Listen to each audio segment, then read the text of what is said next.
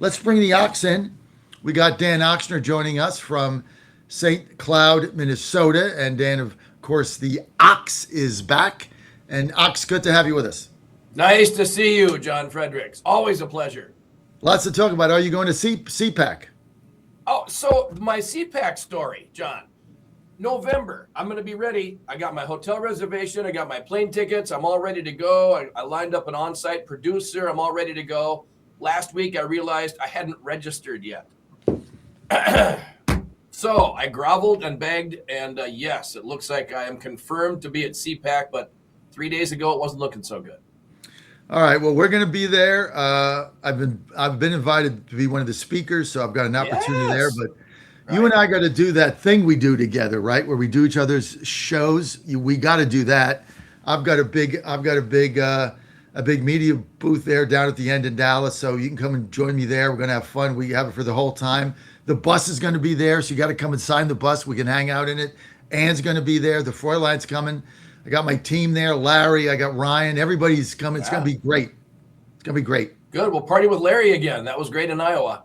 Partying with Larry and I was great. Now, our bus tour is in Texas. Just saying. Yeah. Okay. I hear what you're saying. We'll see. Just saying. Right. There'll be another one in Virginia. Just saying. I know Texas is going to be hard for you to be out 2 weeks. So I get that. So I'm not going to leverage your presence. But you really need to come on the Virginia one with us. That's going to be an eye-opener for you. I haven't spent much time there. Yeah, I would love to. Yeah, you're going to enjoy that. That's going to be probably around the sometime mid-April. So you're really going to enjoy that. 888-480-JOHN if you want to weigh in. Let's get to the phone lines where we have Anthony in Florida. Anthony, you're live. Good morning. Are you alive, Anthony? You do go get a room, huh? Good morning, you guys. We got a bus. We don't need a room. Ox is my buddy. Go ahead. I know. Good morning, gentlemen. John, I was just listening to your rant, about you sounded like a panic in there, brother. I'm joking. About Thune and, nobody doing their job. And I told you they wouldn't. I told a lot of my friends they wouldn't. And I'm going to use a word that I would never associate the president with. I was his ardent, I have knocked people's teeth out for him, literally. And I've been there for him, with him since the beginning. I was excited watching him come down the escalator. Today, looking at everything that's going on, the wars that I didn't vote for, and everything included, I'm going to use a word, idiot. And you guys are going to look at me like, what? Idiot. You can bomb a nation, you could steal a president, rightfully so, but you can't get your own party to do its freaking job. No mass deportations, no arrests. Anytime you hear anybody in government, you look at Kash Patel. I got his book. It's sitting underneath a chair now. Government gangster.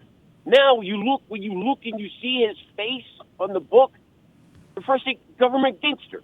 He's the very thing he said he wasn't going to be. So I'm going, the president, John Thune, he's a nice guy. Hey, man dummy. So he's a nice guy. Nothing is getting done here domestically. So I look at it, it's like every time he talks now, he sounds like an idiot because he's not getting anything done. This is not what I voted for. So when they come after him, and they will, and his surrogates, the people that are his people that talk for him, like you and other people and Bannon, even you guys, you've got common sense, which I wish he had, because you're not going to defend, you're not going to You're not going to endorse Cornyn. You want Paxton. I want Paxton. Paxton is MAGA. Paxton defended the president. Paxton stood behind the president. So you and I, like the president, we want Paxton. But he's endorsing who? He's siding with who? Because that chief of staff of his, Susie Walls, which I hate, and that other thug, Blasavita, that's on Cornyn's thing. They want the president to endorse Cornyn.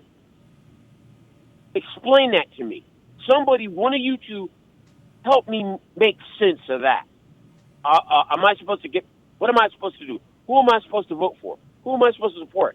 Cornyn, who used to give us the bird, who's been booed off of every stage he's been on, or Paxton, that has sued the administration to forward the president's agenda? Please explain that to me. Well, if I was in Texas, I'd vote for Thune. I've got a bus tour going after CPAC on March 30th. It's the Trump bus.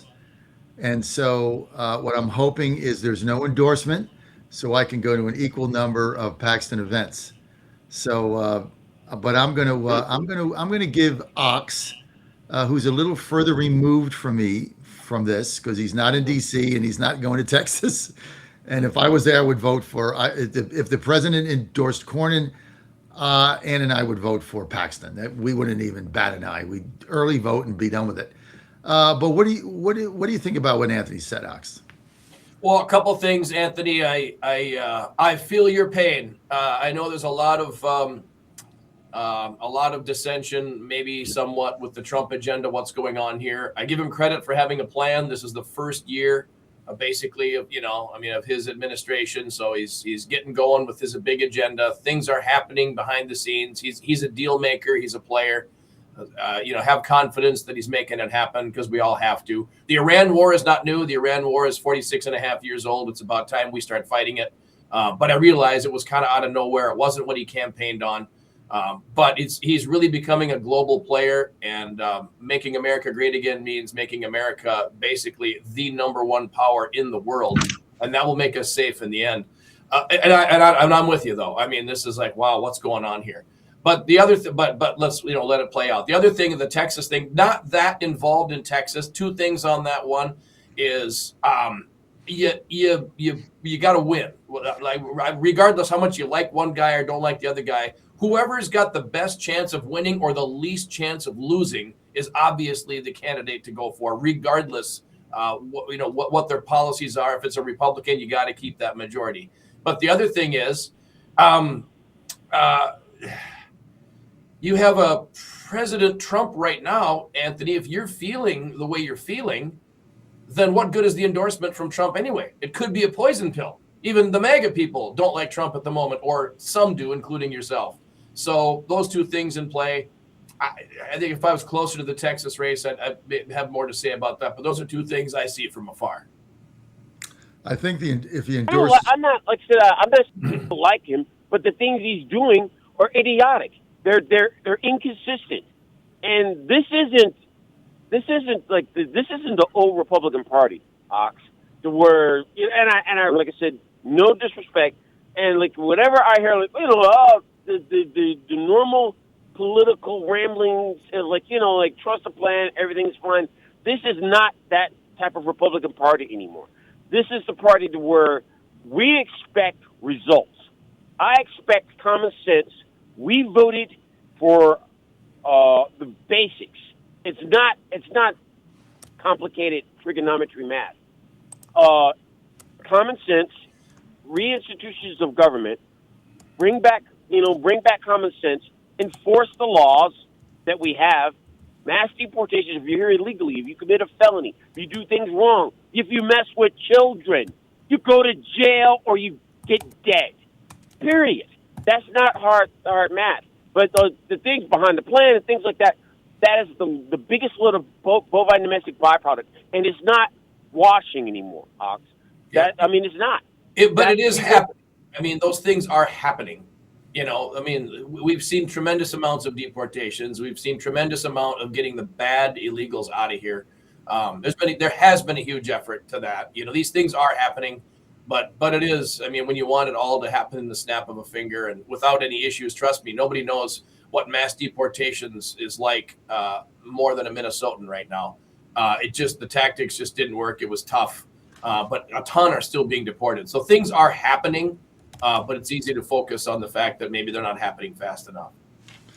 So let me make two comments, Ox, and on what Anthony said. Number one, Anthony, I agree with you that you can bomb Iran, you can take out their nukes, you can take out their leadership, you can do all this stuff that's really great to keep us safe. And I agree with Ox, this war's been going on for 5 decades, but you can't get the leader of your party to get rid of a stupid filibuster that's holding up everything. I mean, there's the disconnect, I think, for people. And I agree with Anthony on that. I don't agree anymore with Ox on Cornyn. I don't care if Paxton has only a 50% chance of winning. I don't care if it's 45%. I want change. I'm done with the Cornyns of the world. I'm done with Tom Tillis's. I'm done with Thune's. It's status quo. Nothing will get done. So there was a slogan of Richard Nixon in 1972 campaign against McGovern. It was really one of the greatest slogans ever for a guy that had been around a while. And the slogan was on a bumper sticker, Nixon, now more than ever. And I remember my father putting that on the back of our car, Nixon, now more than ever, 72, right? So let's get to Paxton. To me, Paxton's been around a long time. He's got his foibles. That's the sticker. Paxton, now more than ever. Paxton sends a message to the entire establishment in the Republican Party that won't do crap in the Senate that the base is done with these people. And I don't care who Trump backs. I think if he backs Cornyn, I think it backfires on him. I think Paxton's going to win this race, and I would vote for him. Now, I would fall over glass for that. And the reason, because I want change. And Ken Paxton represents change. Everything else, nothing. Same old stuff. Lindsey Graham going around this and that, goes to the White House, plays golf. He won't vote to get rid of the cloture rule either. Yeah, but we're all backing these guys. For what? What's the point? Pointless. Go ahead, Ox. Well, yeah, I mean, what you're saying is, and in the old saying in politics, if you don't get one more vote than the other guy, then all the change in the world is irrelevant. You have to win the election. That's the key to winning. That's Republicans tend to eat their own on this. And I like I said, I'm not close enough to the polling. I don't know how close Paxton and Cornyn are, so I don't know that exactly. I know what you're saying about what's the difference if there's Democrats or Republicans in the majority. If we're not going to blow up the filibuster, we're effectively in the minority already. But I mean, do we really want to risk? No, we can't. Losing a Senate member in the Republican Party for ideology? No, we can't lose the Senate. That because we're going to lose the House. We can't, or likely to lose the House. We got to hold the Senate. But my point is, and I said this for a month, right? Cornyn's nomination virtually guarantees the Republicans win that seat. Paxton's nomination makes it 50-50. So on paper, you'd go with Cornyn, right? A sure thing versus 50-50, right? Okay. I'm saying that I will take the 50-50 risk to get change. I will roll the dice on that. I'm willing to do that. Okay. I think that's what the difference is. It's not like Paxton will lose. It's 50-50. And he's tied with Terraligo in the polls. Cornyn's up by a little bit. At the end of the day, all the money will come for Cornyn to win. Paxton, they'll dump, bajillions of dollars in negative ads on him. And it's a horse race. It's tight. But I'd rather take that bet. I'd rather roll the dice at the craps table on Paxton or go for an inside straight with Paxton than fold my hand and stop the loss. And that's where a lot of people are now. So I get that, and there's a huge movement like that with Republicans. I see that, especially with some of the younger folks like you, John. But the idea of of risking that in a year where the Republican brand isn't all that popular, I think is more dangerous than ever. So this year more than ever, I think you go with the sure winner.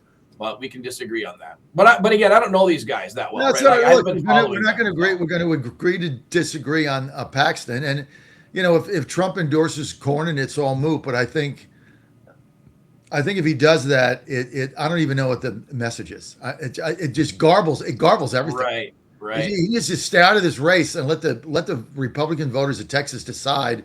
Yeah. And don't tell me about an open primary either, okay? Because if you vote, the Democrats had a record turnout in Democrat voters. They had a record turnout, and if you voted in a Democratic primary, you can't now turn around and vote in the runoff for the Republicans. So they would have to get new Democrat voters. I'm sure they'll find some. I'm sure.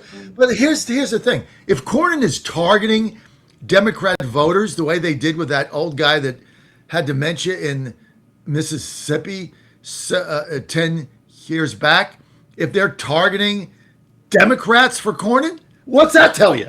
I mean, if that's Wasabi's strategy, let's find the Democrats that didn't vote in the primary and target them to come out and vote for Cornyn. The hell's that tell you? Yeah, well, and great conversations there. But here we are focusing on the rift in the Republican Party instead of that twit little kid Tallarico, who has no business representing the entire state of Texas in any elected body, certainly not the U.S. Senate. That's got to be the focus, keeping him out of there. I can't believe that Texas would elect that guy. We always hear that Texas is purple, and then it turns out to be, solidly red. So no, he's a little moron. No doubt about that. That kid cannot be representing He's Texas. a little leftist moron in the Mandami style. Looks great on TV, says all the right things, but he's basically a communist.